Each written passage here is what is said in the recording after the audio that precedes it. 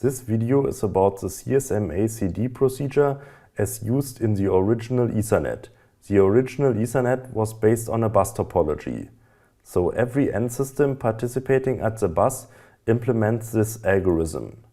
If there's an N system which is ready to send a data unit, it starts with a listen before talk.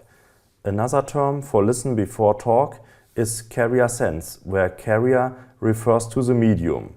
So the N system observes the medium whether there are signals coming from other N systems. If there are other N systems sending data, then the idea is not to interfere with their transmission. So now there can be two situations. Either the medium is in use, then the N system waits until it becomes free, or the medium can already be free. So in any case, if a free medium is found, then the transmission starts immediately.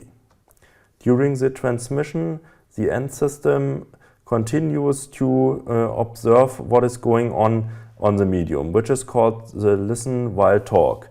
Or you can also refer to it as a collision detection. So you see then carrier sense and also collision detect. These are parts of the abbreviation CSMACD. The middle part of it, the MA, stands for multiple access. So now there can be again two situations. So you can send the frame and observe all the time whether there are other signals, and if you don't observe any other signals all the time, then everything is fine and the N system can assume that there is no collision and that the data unit arrived successfully at the receiver. But if there is a collision detected, then the N system sends in addition a so-called jamming signal.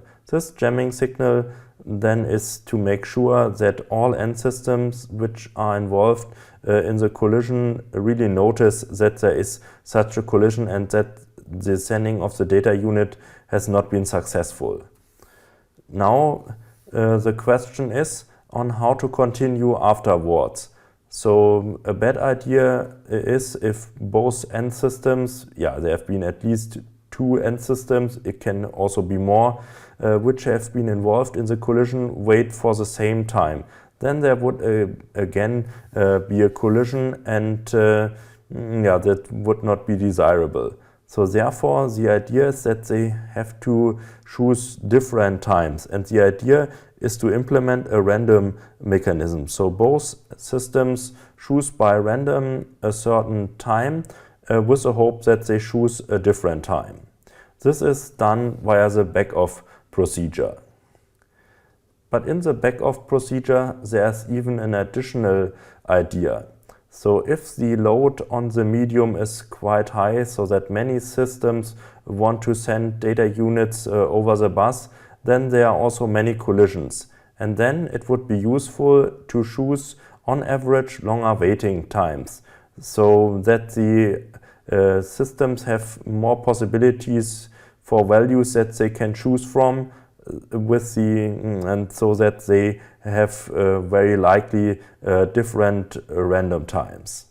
So we can take a look at it into more details. We assume that a collision M has just happened. So if the M is smaller than 10, you choose a variable k randomly from the range between 0 and 2 power m minus 1. So you see, the larger the m gets, the more possibilities you have for choosing the k. If the k is 10 or larger, then you don't increase anymore the number of possibilities, and if the m even gets larger than 16, then you abort. In this case, you assume that there's something wrong in general. The k is then corresponding to the time that you wait. There's a base time, which is the slot time. So this slot time is the time that it takes to send 512 bits over the medium, which is the time that it takes to send the smallest Ethernet frame which is possible. So you take the value k and then multiply it with the slot time, and this gives the waiting time, and after waiting for this time, then you continue again with the carrier sense.